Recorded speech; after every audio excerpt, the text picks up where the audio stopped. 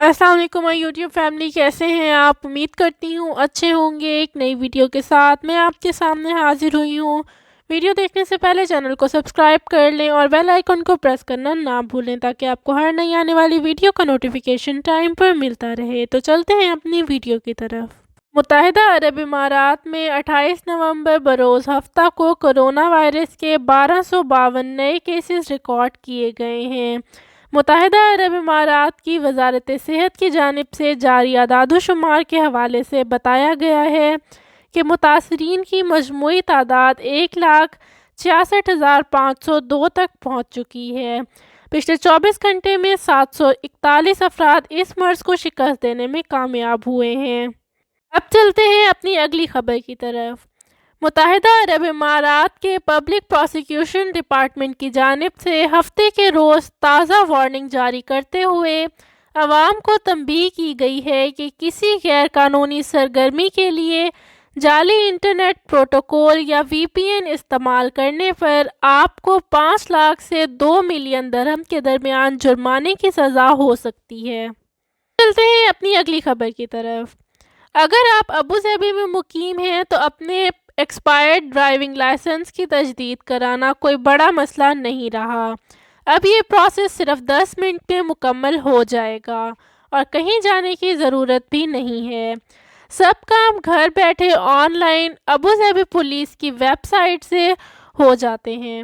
اب چلتے ہیں اپنی اگلی خبر کی طرف۔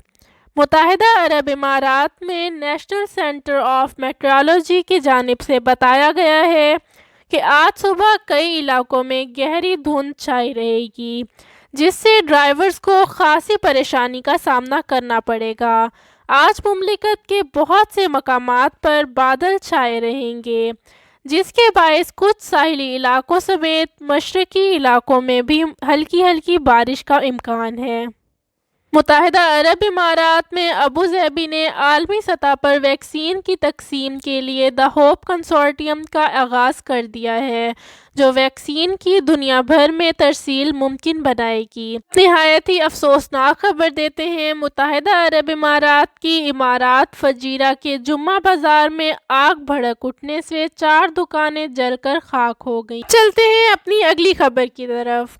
متحدہ عرب امارات شارجہ میں کرونا وائرس کے خلاف پابندیوں میں اچانک تیزی آئی ہے، جس کے بعد راتوں رات حکام نے ساحلی سمندر پر کیمپوں اور کاررواؤں پر پابندی برقرار رکھنے کا اعلان کیا ہے۔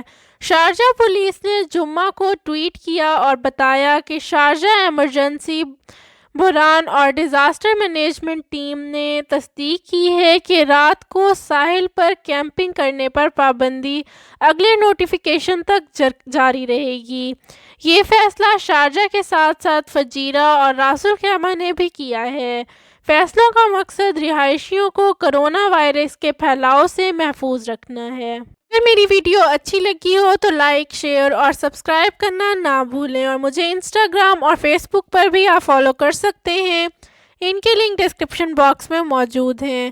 ویڈیو کو مکمل دیکھنے کے لیے بہت بہت شکریہ۔